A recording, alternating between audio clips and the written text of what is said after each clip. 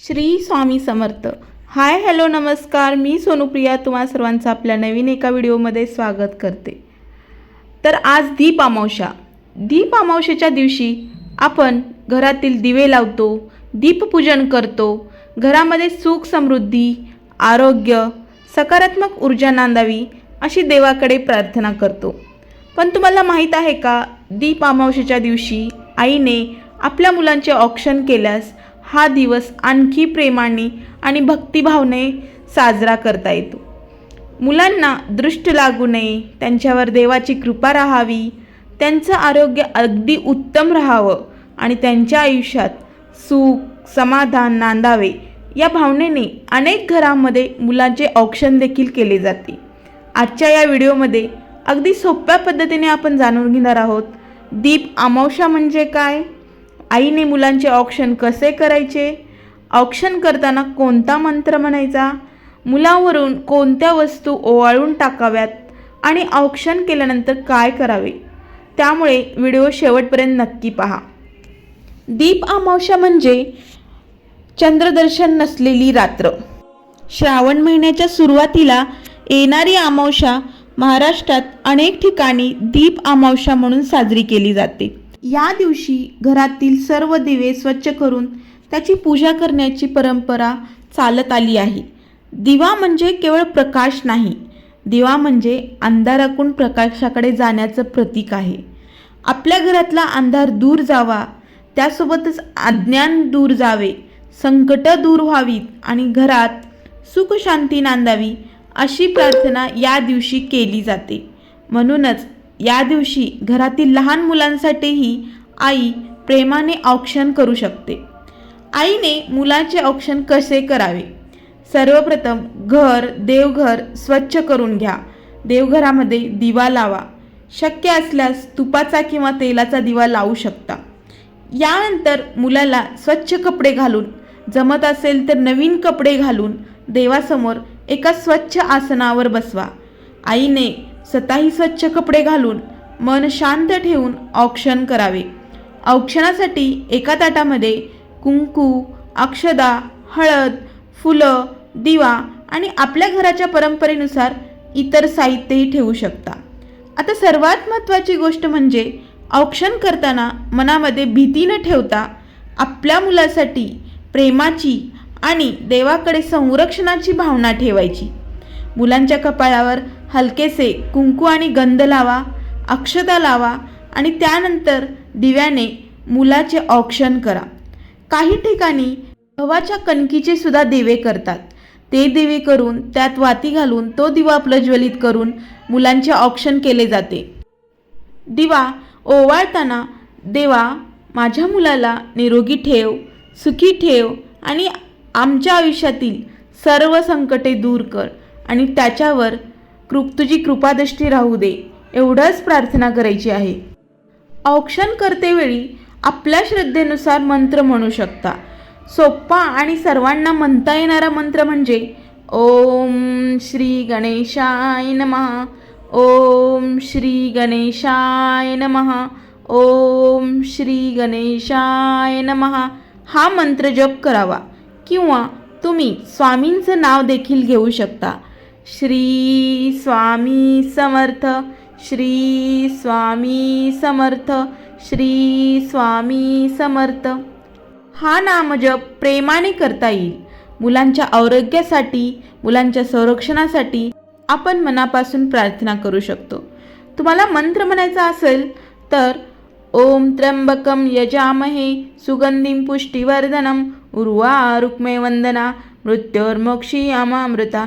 ओम त्र्यंबकम यजामहे सुगंधिं पुष्टिवर्धनम उर्वारुक्मे वंदना मृत्योर्मोक्षीयमामृता हा महामृत्युंजय मंत्र देखील श्रद्धेने म्हणू शकता. मात्र मंत्र म्हणताना त्याचा उच्चार शक्य तितका योग्य ठेवण्याचा प्रयत्न करा. आणि मंत्र म्हणता येत नसेल तर काही हरकत नाही. श्री स्वामी समर्थ, श्री स्वामी समर्थ, श्री स्वामी समर्थ या मंत्राचा देखील जप करू शकता. तर मुलांवरून काय ओवाळावे. आता अनेक आईंच्या मनातला प्रश्न आहे हा, मुलावरून नेमकं ओवाळायचं काय. यासाठी कोणतीही एकच अनिवार्य पद्धत नाही. तुमच्या घरच्या परंपरेनुसार किंवा साध्या पद्धतीने औक्षण करू शकता.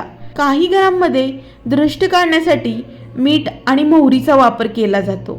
अशा वेळी अगदी थोडे मीठ घ्या, मोहरी घ्या, मुलांभोवती म्हणजेच मुलांच्या डोक्यापासून पायापर्यंत घरच्या पद्धतीनुसार हलकेच ओवाळले जाते. यानंतर ते घराबाहेर योग्य ठिकाणी टाकण्याची किंवा घरच्या प्रथेप्रमाणे त्याची विल्हेवाट लावण्याची पद्धत वेगवेगळी आहे. प्रत्येक कुटुंबात ती वेगवेगळी आहे.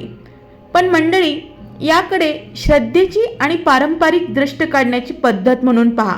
यामागे कोणताही वाईट हेतू नाही आहे. मुलाला कोणतीही वस्तू खायला देऊ नका आणि जळत्या वस्तू मुलांच्या जवळ नेऊ नका. त्या मुलांचे औक्षण करताना विशेष काळजी घ्या. तर हे औक्षण करून झाल्यानंतर मुलांच्या कपाळावर अक्षदा किंवा कुंकू लावा. मुलाला देवासमोर नमस्कार करायला सांगा. आईने मुलांच्या डोक्यावर हात ठेवून अशी प्रार्थना करावी, हे माझे कुलदैवत, इष्टदेवता आणि श्री स्वामी समर्थ महाराज, माझ्या लेकराला सदैव सुखी, निरोगी आणि आनंदी ठेव. त्याच्या आयुष्यातील सर्व संकटे दूर कर. त्याला चांगली बुद्धी दे. त्याच्या प्रत्येक कार्यात तो यशस्वी होऊ दे आणि त्याच्यावर तुझी कृपादृष्टी सदैव राहू दे. मुलांसाठी आईच्या मनातून निघालेली प्रार्थना हीच या औक्षण मार्गाची सर्वात सुंदर भावना आहे. दीप अमावस्येला दिव्यांची पूजा का करतात? मुलांचे औक्षण झाल्यानंतर घरातील दिव्यांची पूजा करायला विसरू नका. सर्व दिवे स्वच्छ करून घ्या. देवघरात किंवा घराच्या सुरक्षित ठिकाणी दिवे लावा. दिव्याला हळद कुंकू, अक्षदा आणि फुले अर्पण करा. नंतर हात जोडून प्रार्थना करा, या दीपज्योतीप्रमाणे माझ्या घरात सदैव आनंदाचा प्रकाश राहू दे. घरातील सर्व सदस्य निरोगी राहू देत. सर्व संकटे दूर होऊ देत. घरात सुख, शांती आणि समाधान सकारात्मक राहू दे. स्वामी भक्तांनो, आईच्या हातचं औक्षण म्हणजे प्रेम. मंडळी, आजच्या आपण काळात अनेक गोष्टी आधुनिक पद्धतीने करतो, पण आपल्या घरातील अशा छोट्या छोट्या परंपरा आपल्या मुलांना आपल्या संस्कृतीशी जोडतात. आईने मुलाच्या कपाळावर कुंकू लावणे, दिव्याने औक्षण करणे, डोक्यावर हात ठेवून आशीर्वाद देणे, या सगळ्या गोष्टीमध्ये आईचं प्रेम दिसतं. म्हणूनच दीप अमावस्येच्या दिवशी आपल्या मुलांसाठी काही मिनिटे काढा. देवासमोर दिवा लावा, मुलांचे औक्षण करा आणि मनापासून प्रार्थना करा. दिवे लावून झाल्यानंतर तुम्हाला देवाकडे प्रार्थना करायची आहे. शुभम करोति कल्याणम आरोग्यम धनसंपदा शत्रुबुद्धी विनाशाय दीपक ज्योती नमस्तुते. दिव्या दिव्या दीपकार काणी कुंडल मोतीहार. दिव्याला पाहून नमस्कार. दिवा लावला देवापाशी, उजेड पडला तुळशीपाशी. माझा नमस्कार सर्व देवांपाशी. श्री स्वामी समर्थ. श्री स्वामी समर्थ महाराज आमच्या घरातील प्रत्येक व्यक्तीला सुख, शांती, आरोग्य लाभू दे. आमच्या मुलावर तुमची कृपादृष्टी सदैव राहू दे. त्यांना चांगली बुद्धी, उत्तम संस्कार आणि उज्ज्वल भविष्य लाभू दे. घरातील सर्व नकारात्मकता आणि संकट दूर होऊ देत आणि आमच्या घरात सदैव दीपज्योतीसारखा आनंदाचा प्रकाश राहू दे. श्री स्वामी समर्थ. मंडळी, दीप अमावस्येच्या दिवशी तुम्ही तुमच्या मुलांचे प्रेमाने औक्षण करा. देवाकडे सुख आयुष्यासाठी प्रार्थना करा. तुम्हाला हा व्हिडिओ आवडला असेल तर व्हिडिओला लाईक करा. श्री स्वामी समर्थ असं कमेंटमध्ये नक्की लिहा. अशाच भक्तिमय आणि धार्मिक व्हिडिओसाठी आपल्या चॅनलला सबस्क्राईब करा. पुन्हा भेटूया नवीन एका व्हिडिओमध्ये. तोपर्यंत श्री स्वामी समर्थ.